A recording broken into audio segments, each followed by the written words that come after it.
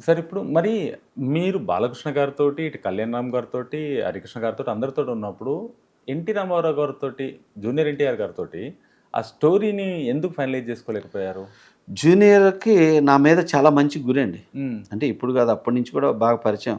కలుస్తా ఉండేవాడిని, regular shooting దగ్గరికి వెళ్ళేవాడిని, కలుస్తుండేవాడిని, చతురాడేవాడు, గిచ్చేవాడు, గిల్లేవాడు. అది ఎప్పుడు ఇది ఉంటుంది చిన్నపిల్లాడిలాగా. ఏంటి, ఆ! చిన్నపిల్లాడిలాగే ఎన్టీఆర్ చేసేవాడు. ఇప్పుడు అలా చేయట్లేదు.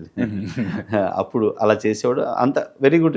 సముద్రం అంటే మా ఇంటి ఫ్యామిలీ మనిషి. నంబర్ అన్నట్టు జూనియర్‌కి కానీ, బాలయ్య బాబుకి కానీ, తారక రత్నకి కానీ, కళ్యాణ్ రామ్‌కి కానీ, హ్మ్.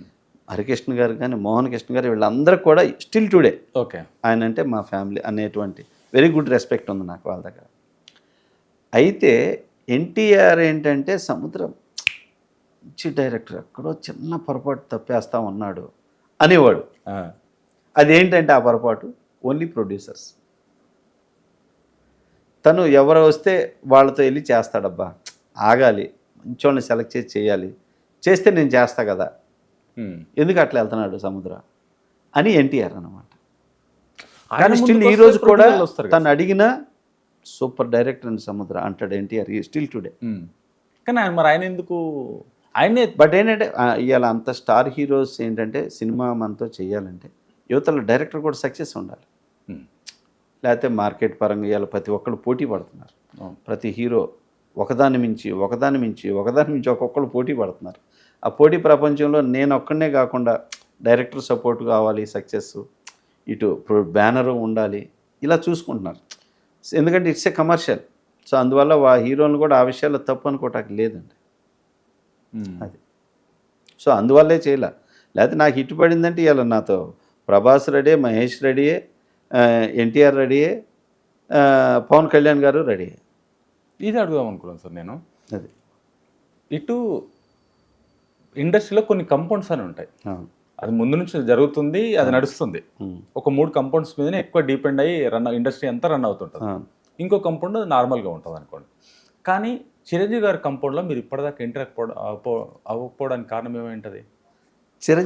వాస్తవంగా చెప్పనా, చిరంజీవి గారితో నాకు భలే చనువు. హ్మ్. నేను వర్క్ చేశాను ఆయనతోటి.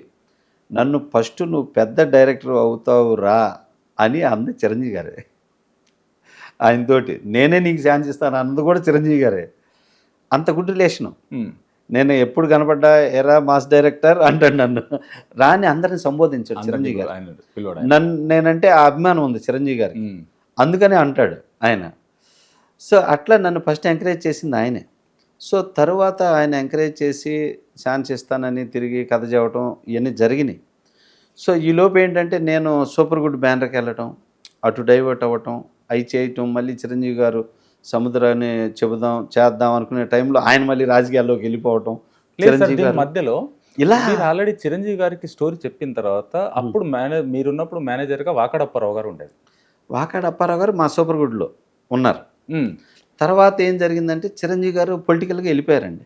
ఎళ్ళిపోయారు. వెళ్ళిపోయిన తర్వాత ఆ గ్యాప్ వచ్చేసింది ఇక చిరంజీవి గారు అటు వెళ్ళారు కదా అనేది నేను కానీ మైండ్లోంచి మిమ్మల్ని చిరంజీవి గారిని పక్క జరిపింది మెయిన్‌గా కారణం ఉండి అక్కడికొచ్చి చేసింది వాకాడ అప్పారావు గారు అని చెప్పేసి ఇండస్ట్రీలో రకరకాలుగా మాటలు వినిపించినాయి నాకు. లేదు.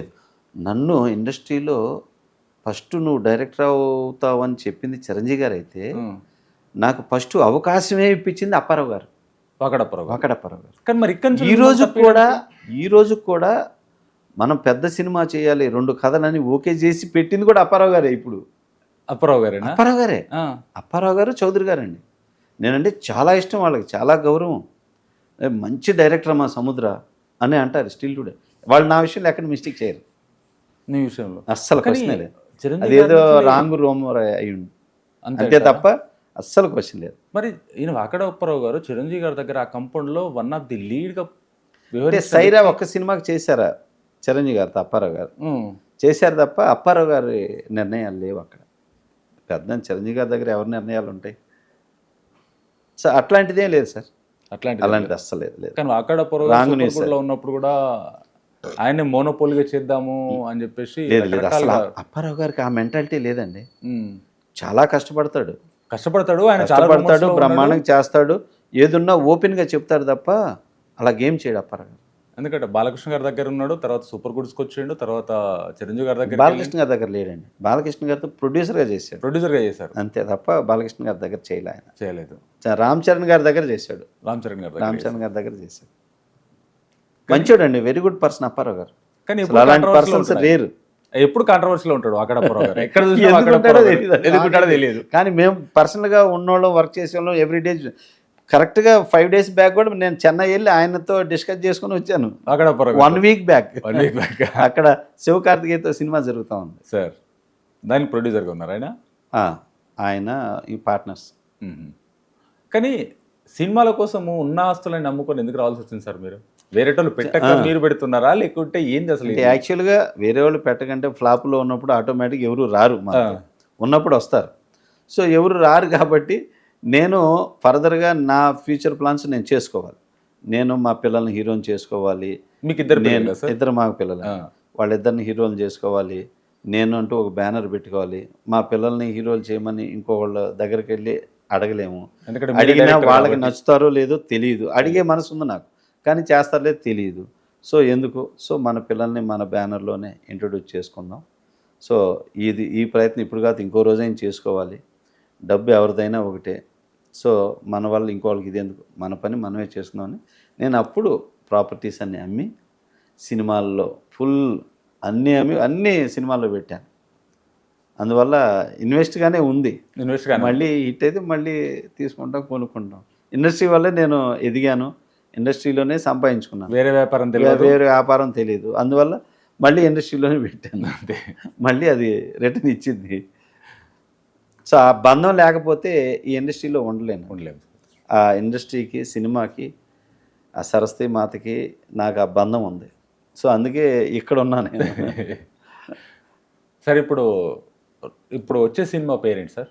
వరదరాజు గోవిందం. వరదరాజు గోవిందం ఎప్పుడు రిలీజ్ పెట్టుకున్నారు సార్? ఆగస్టు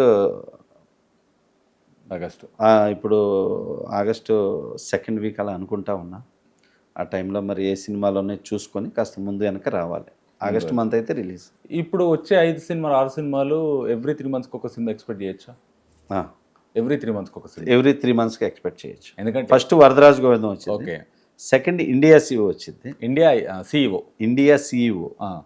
థర్డ్ రామ జన్మభూమి. ఈ మధ్యలో నెమలి కూడా రావడానికి ఛాన్స్ ఉంది. కాకపోతే ఈ ఇయర్లో అయితే 2 నుంచి 3 సినిమాలు రిలీజ్ ఉంటాయి. ఈ ఇయర్లో 2 సినిమాలు, మినిమం 2 సినిమాలు పక్కా రిలీజ్ కన్ఫర్మ్. మీ సినిమాలు మళ్ళీ సక్సెస్ కొట్టాలి సార్. థ్యాంక్ యూ బ్యాక్ అవ్వాలని కోరుకున్నాను సార్. డెఫినెట్ అండి. ఇప్పటి నుంచి నా నుంచి వచ్చే ఎవ్రీ ఫిలిం హిట్ సినిమానే వస్తుంది. ఎందుకంటే కథల్లో అలాంటి నిర్ణయాలు తీసుకొని ఇంతకుముందు ఏం మిస్టేక్ చేసాం, ఇప్పుడు ఏం మిస్టేక్ చేయకూడదు, ఎక్కడ రాజీ పడ్డాం, ఎక్కడ దెబ్బతిన్నామని రెక్టిఫై చేసుకొని వర్క్ చేసుకుంటున్నాను. సార్ మీకు లైఫ్లో అత్యంత బాధాకరమైన విషయం ఎక్కడ జరిగింది సార్? బాధాకరమైన విషయం సినిమాలో అయితే నాకేం జరగలేదు సార్. అదేంది రెగ్యులర్ లైఫ్లో అప్ అండ్ డౌన్స్ పడతాం, లెగుస్తాం, కష్టాలు సుఖాలు ఇవన్నీ జరుగుతాయి. బాధాకరమైన విషయం ఏంటంటే మా తమ్ముడు చనిపోవటం అన్నదే, అది తప్ప వేరేం లేదు. అలాగే మా డాగ్, అది మనిషి కంటే ఎక్కువ డాగ్ అంటే చాలా అండి. అయ్యో, డాగ్తో ఇంత ఎఫెక్షను, వాటికి ఇంత బంధం ఉంటుంది అనేది నాకు అర్థమైంది. ఈ 2 సిచ్యువేషన్సే నాకు బాధ కలిగించింది తప్ప ఇంకే విషయంలో బాధ కలిగించను. అంతగా నేను హర్ట్ అయింది లేదు. ఆ 2 విషయాల్లోనే నేను కన్నీళ్ళు పెట్టింది.